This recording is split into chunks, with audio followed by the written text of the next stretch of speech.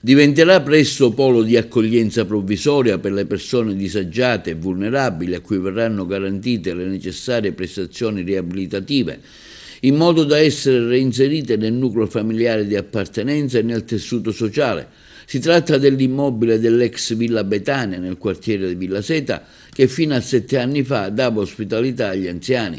Poi il vuoto e il degrado, ora destinati a lasciare spazio a una struttura che si sta rifacendo in look per essere riqualificata e riconvertita in housing first,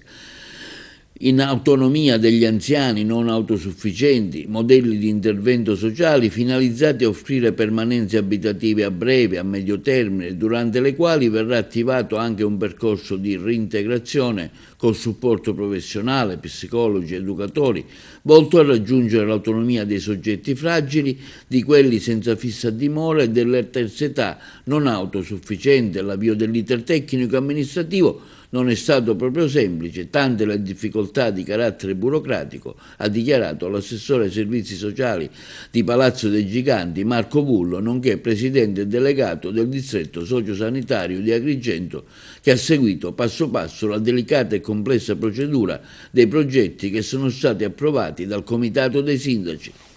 Siamo presso l'ex IPAB Villa Betania, sono iniziati i lavori di ristrutturazione dell'immobile. Qui stiamo concentrando le nostre forze per realizzare le misure del PNRR Missione 5 Servizi Sociali e in questo luogo, in questa struttura, verranno realizzate 3 misure. Si tratta di una misura che riguarda l'autonomia degli anziani non autosufficienti, l'housing first e le stazioni di posta e l'housing temporaneo. Stiamo cercando, grazie alle misure del PNRR volute fortemente dal distretto sociosanitario, dove il comune di Agrigento è il comune capofila, stiamo cercando di realizzare progetti rivolti a che cosa? Ai soggetti fragili, a quella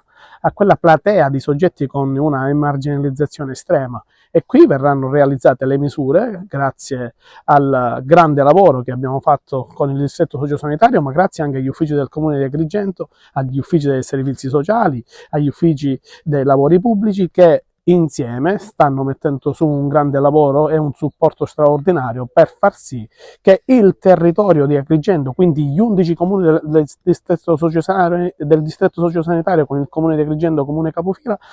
cercheranno di individuare il più possibile quelle sacche di povertà estrema, quelle